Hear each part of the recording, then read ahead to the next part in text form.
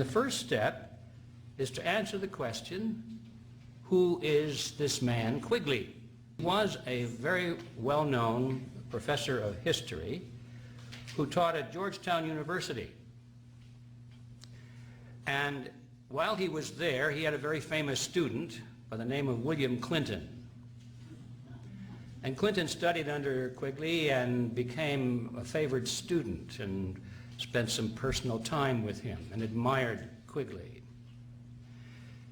27 years later, when this student was given the nomination for President of the United States, in his acceptance speech, he mentioned Professor Carroll Quigley in his speech and paid homage to him.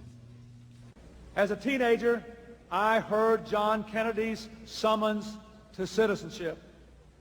And then as a student at Georgetown, I heard that call clarified by a professor named Carroll Quigley.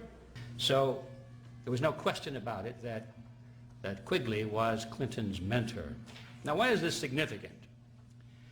It's significant because Professor Quigley taught the conspiratorial view of history as explained by the conspirators themselves. Quigley was very close to a secret society. In fact, he had been invited, he said in his own works, he had been invited into its inner circle and given the privilege of examining the society's private papers. He was considered to be the official historian of this secret society, and he admired it. He thought it was wonderful. He felt privileged to be close to it and to its documents. Now, that means, therefore, that when President Clinton gave homage to Professor Quigley, his comments had two meanings. To the average person who did not know who Quigley was or what position he held or what he had written about, they thought, oh, well, isn't that nice? Here's Bill Clinton giving homage to some nice old professor that had an influence on his collegiate days. How nice.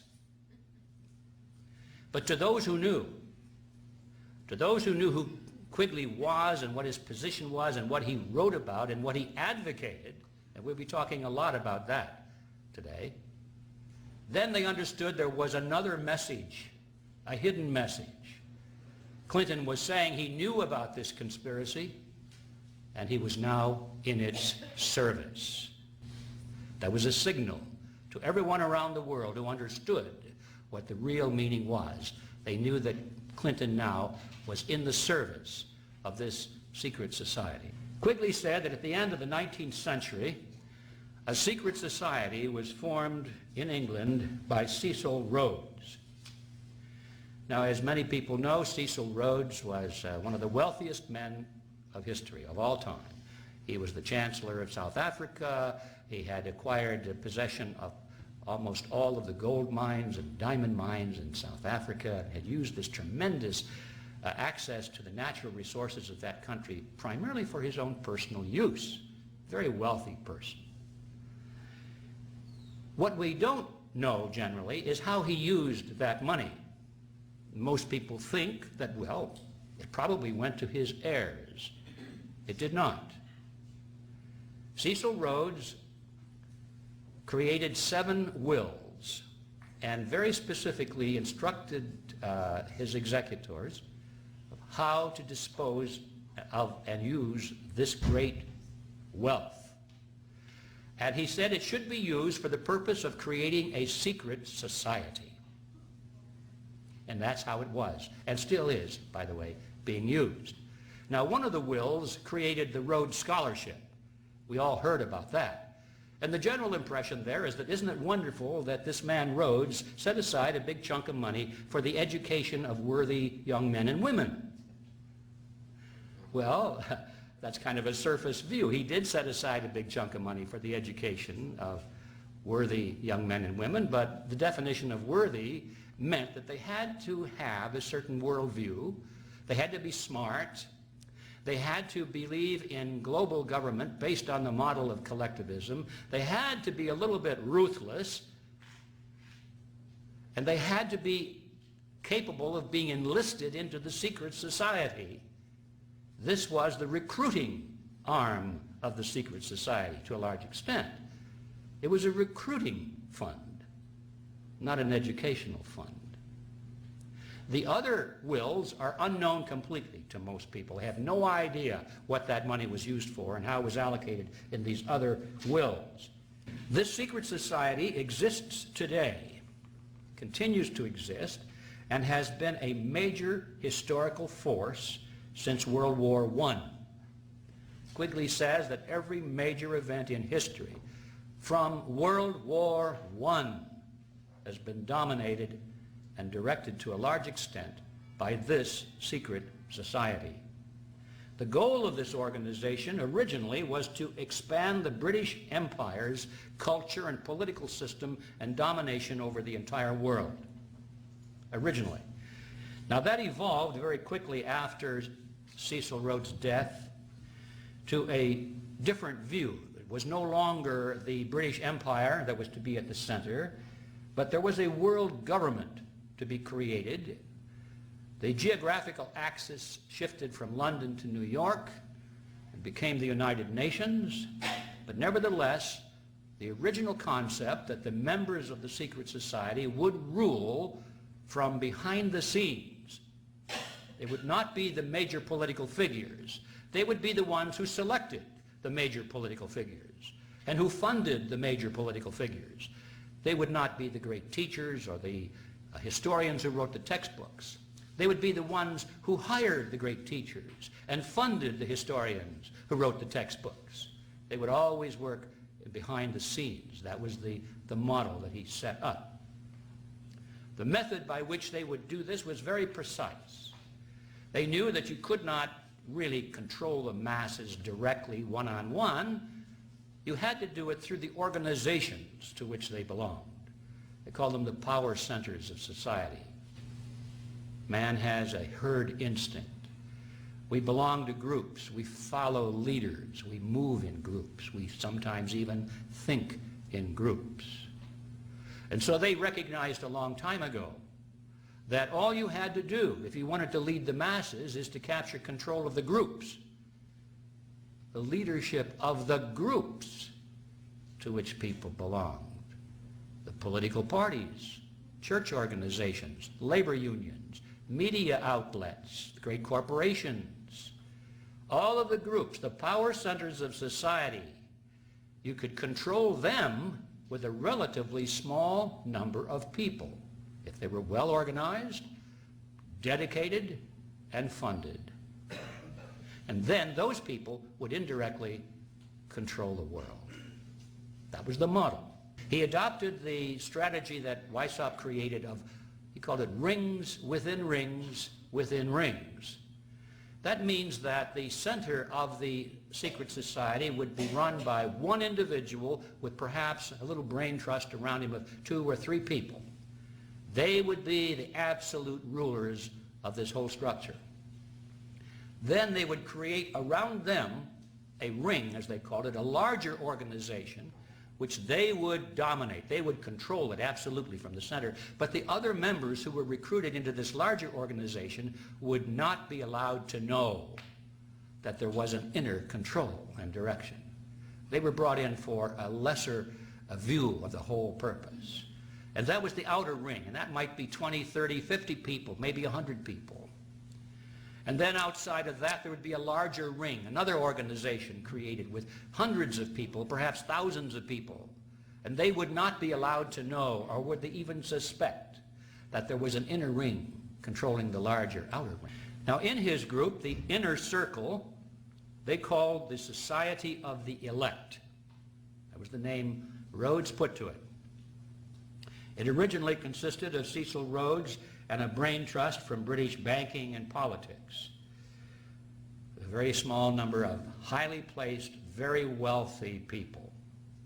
The center of gravity, as I mentioned a moment ago, shifted eventually to the Rockefeller Group in the United States, with centers of influence in such other organizations as the Bilderberg Group, the Trilateral Commission, and that sort of thing. We've all heard about these. And the goal shifted away from the control from the British Empire to an international control through something called the New World Order, is the phrase they adopted, with control primarily focused in New York, with the United Nations meant to be the hub of this global government. Now, the secondary rings around the Society of the Elect were called roundtables. And they were formed in the United States, in Britain, and all of the former British dependencies. And they still exist today. They operate under that name. Around the roundtables, a larger ring, a tertiary ring, was formed, and they called them front groups in a generic sense, in each country where there were roundtables. And they took on the name, in the dependencies of the former dependencies of the British Empire, they took on the name of Royal Institute for International Affairs. That's where you'll find them today, under that name, in all of the countries, Great Britain, Canada, Australia, and so forth. The Royal Institute of International Affairs. But in the United States, the word royal didn't go over too well, and so they changed it completely, and they called it the Council on Foreign Relations. But it has exactly the same relationship to the roundtables, which is surrounding the Society of the Elect, which is the secret society that still functions today, was created by Cecil Rhodes. And ladies and gentlemen, after 100 years of operation and of penetration into the power centers of society, the Rhodesian network, as I call it, now is close to its final achievement, which is its goal, the creation of a true New World Order. In the secret society, Rhodes was to be leader. Stead, he's the guy that wrote the book on the wills. Stead, Brett, Lord Esher, and Milner were to form an executive committee called the Society of the Elect. Arthur, Lord Balfour, Sir Harry Johnston, Lord Rothschild, Albert, Lord Grey, and the others were listed as potential members of a circle of initiates, while there was to be an outer circle known as the Association of Helpers, later organized by Milner as the Round Table Organization. After the death of Cecil Rhodes, the organization fell under the control of Lord Alfred Milner, who recruited young men from the upper class of society to become part of the Association of Helpers. These were the men who were placed into the power centers of British society. Eventually they became the roundtables in all of these countries, which were the inner rings of the larger front groups. Milner's kindergarten became the roundtables. Now, world government doesn't just happen by writing articles or books. You know, it happens only when people come into control of the power centers of society and drive society into world government. And Quigley explains how this came about. He said, and I quote, "Through Lord Milner's influence, these men were able to win influential posts in government, in international finance, and become the dominant influence in British imperial affairs and foreign affairs up to 1939. In 1909 through 1913, they organized semi-secret groups known as roundtable groups in the chief British dependencies and in the United States. These still function in 8 countries. The task was given to Lionel Curtis, who established in England and each dominion a front organization to the existing local roundtable group. This front organization, called the Royal Institute of International Affairs, had as its nucleus in each area the existing submerged roundtable group.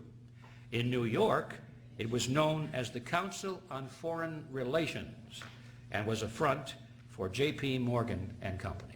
We're informed it was spawned by a secret society which still exists today, that it is a front for a roundtable group originally embodied in J.P. Morgan and Company, but now the Rockefeller Consortium, and that its primary goal is no longer the expansion of the British Empire, but global collectivism with control in private hands, administered in a feudalist fashion by the central banks of the world. Who are they? Well, once in a while their name pops into the news, but very seldom you get them all together. Everyone needs to be familiar with the names, some of the prominent names, who are members of this outer ring of a secret society. Let's start with the presidents of the United States. Herbert Hoover, Dwight Eisenhower, Richard Nixon, Gerald Ford, James Carter, George Bush Sr., and William Clinton. And of course the presidential candidates, John Kerry and Vice President Richard Cheney, are members of the CFR. Secretaries of State. This is a very important position for this group because it's even more important than the president. The president can be controlled by the Secretary of State, Secretary of Defense, and all of his cabinet members. Dean Rusk, Robert Lansing, Frank Kellogg, Henry Stimson, Cordell Hull, E.R. Stettinius, George Marshall, Dean Acheson, John Foster Dulles, Christian Herter, Dean Rusk, William Rogers, Henry Kissinger, Cyrus Vance, Edmund Muskie, Alexander Haig, George Shultz, James Baker, Lawrence Eagleburger, Warren Christopher, William Richardson, Madeleine Albright, Colin Powell, and of course Condoleezza Rice. Now, Secretaries of Defense, also very important. James Forrestal, George Marshall, Charles Wilson, Neil McElroy, Robert McNamara, Melvin Laird, Elliot Richardson, James Schlesinger, Harold Brown, Caspar Weinberger, Frank Colucci, Richard Cheney, Les Aspin, William Perry, William Cohen, and Donald Rumsfeld. Directors of the CIA, pretty important.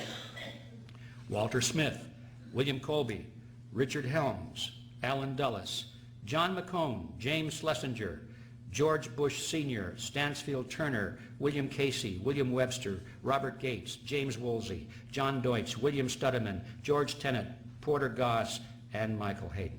Now, some better-known corporations with CFR members at the board of directors or chief executive levels, where they dominate these huge corporations. Atlantic Richfield Oil Company, AT&T, Avon Products, Bechtel Construction Group, Boeing Company, Bristol Myers Squibb, Chevron, Coca-Cola and Pepsi-Cola, Consolidated Edison of New York, Exxon, Dow Chemical, DuPont Chemical, Eastman Kodak, Enron, Estee Lauder, Ford Motor, General Electric, General Foods, Hewlett-Packard, Hughes Aircraft, IBM, International Paper, Johnson & Johnson, Levi Strauss & Company, Lockheed Aerospace, Lucent Technologies, Mobil Oil, Monsanto, Northrop, Pacific Gas and Electric, Phillips Petroleum, Procter & Gamble, Quaker Oats, SBC Yahoo, Shell Oil, SmithKline Beecham Pharmaceuticals, Sprint Corporation, Texaco, Santa Fe Southern Pacific Railroad, Teledyne, TRW, Southern California Edison, Unocal, United Technologies, Verizon Communications, Warner Lambert, Weyerhaeuser, and Xerox, to mention just a few. Now, in the media, also very important in controlling the thinking processes of the American people.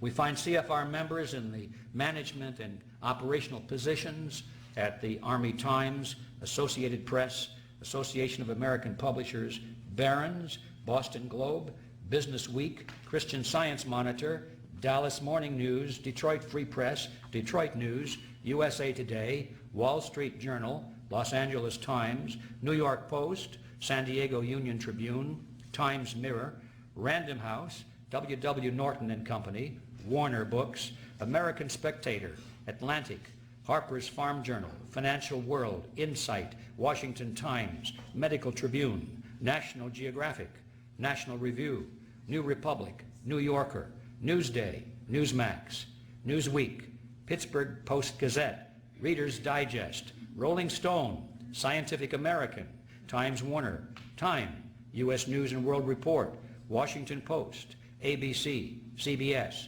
CNN, NBC, PBS, RCA, the Walt Disney Company, and of course, Rupert Murdoch. In the tax-exempt foundations and think tanks, the number of CFR members in controlling positions is 443.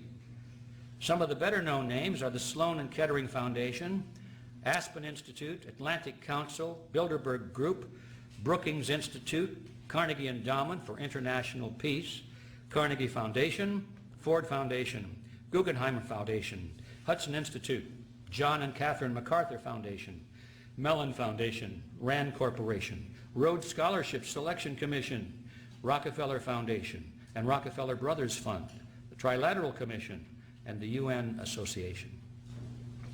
In the universities, the number of CFR members who are or have been professors, department chairmen, presidents, or board members is 563. My last count. Could be different today, probably more. In the financial institutions such as banks, the Federal Reserve, stock exchanges, and brokerage houses, the number of CFR members with controlling positions is 284. Now, ladies and gentlemen, that gives you an idea. We could go into other areas, but bear in mind that the total membership of this group is about 4,000 people. I'd like to emphasize that the CFR is not the inner core of a secret society, but it's at least 2 rings out. Now, what does that mean? That means that most of those people in the CFR are not aware of the history I'm giving you today. They have no inkling of it. This is the system that we have been living under, ladies and gentlemen, since World War I.